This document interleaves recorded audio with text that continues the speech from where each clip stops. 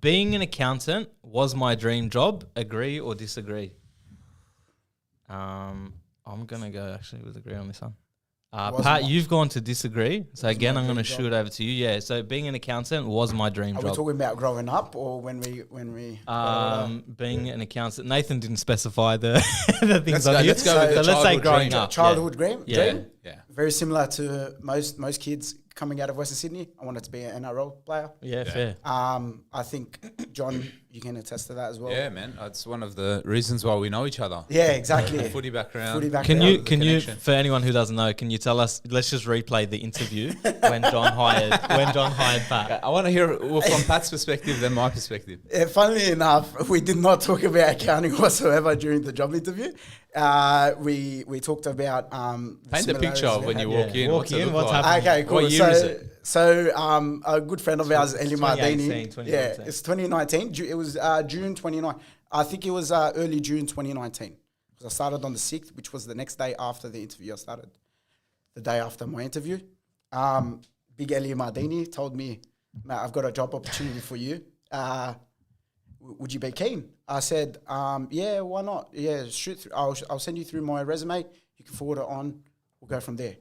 Anyways, we sent it to, I think Ellie sent it to Tufig, and it wasn't until 2 months later I got a call.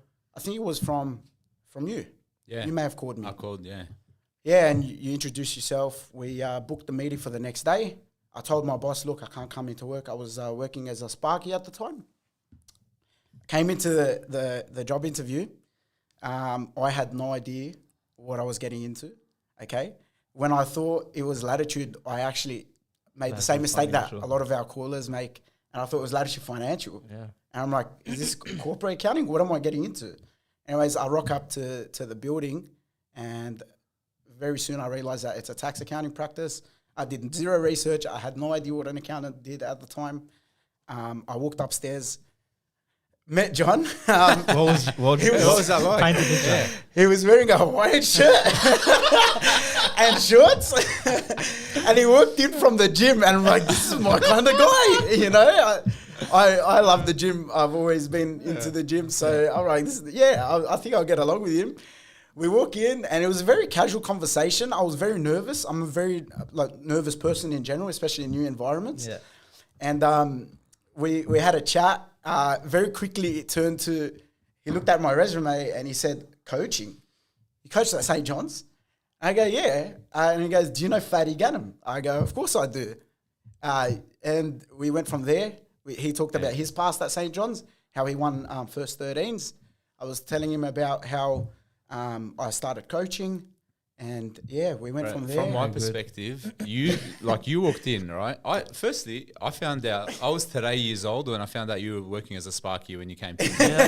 There's something I want to promise you about John Sardi in 2019. I did not read your resume. That's the first thing. You had it in front of you. Yeah, I probably read it in the meeting. Yeah, for sure. I'll see what's on it. And I yeah. saw it said, Coach, you walk up the stairs, I see a young Lebanese kid come in. And by the way, I want to say special mention to Eli Mardini. He's the only person, I've hired dozens of people.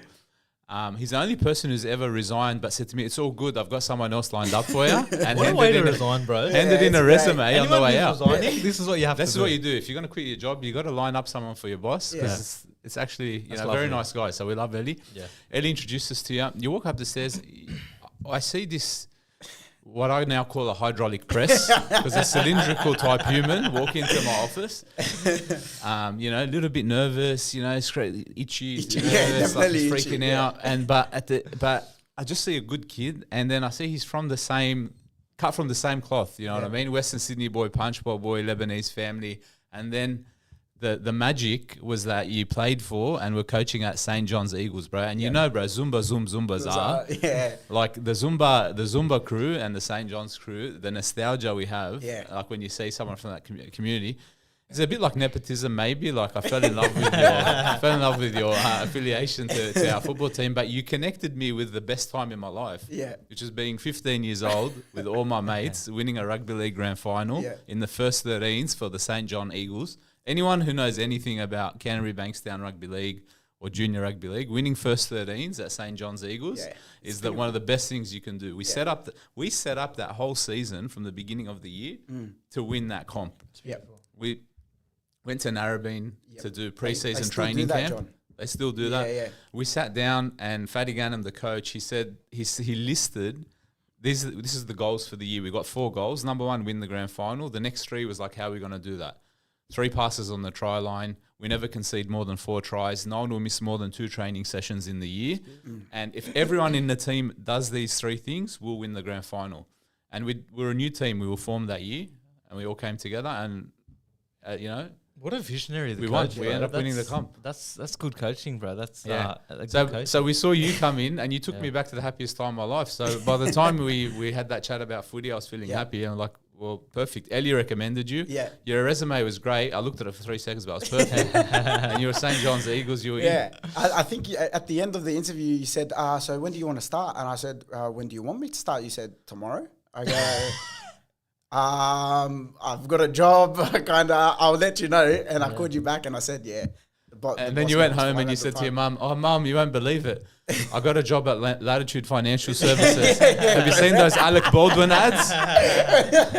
That's exactly what I said. Nah. That's the best. Very good. Yeah, it was good. It was a good time. Great interview. Hopefully the last interview I'll ever do in my entire I life. love to see it. Love to hear it. Ironically, I'll give you Tufik's perspective out of all that. The reason there was a 2-month delay, from what I understand from Tufik, is that he was so angry that Ellie had left, so he refused to call this recommendation. I remember the conversation now. Tufik walks into my office. He's got the paper. He's like, John, listen. Ellie, like, he came, bro. 2 weeks. He was here 2 weeks, and we paid him, and bro, we trained him and that, and then he just left on us and that. Yeah, I'm like, yeah, bro, I remember Ellie. He was a good kid, but it was far from home. Whatever, he had to leave. It wasn't for him. He goes, look, I didn't tell you, but I was angry, but he gave me this resume, and it's one of his mates who wants an accounting job. Do you think because he left us, we should just chuck it in the bin, or should we give him a go? I said, let me have a look at it, bro. Next thing you know, Patrick's in the office, bro. He's hired. So once we got over his feelings, that the recommendation came from a trader. Yeah. Who's not a trader, but we got you through. Take the chance, people.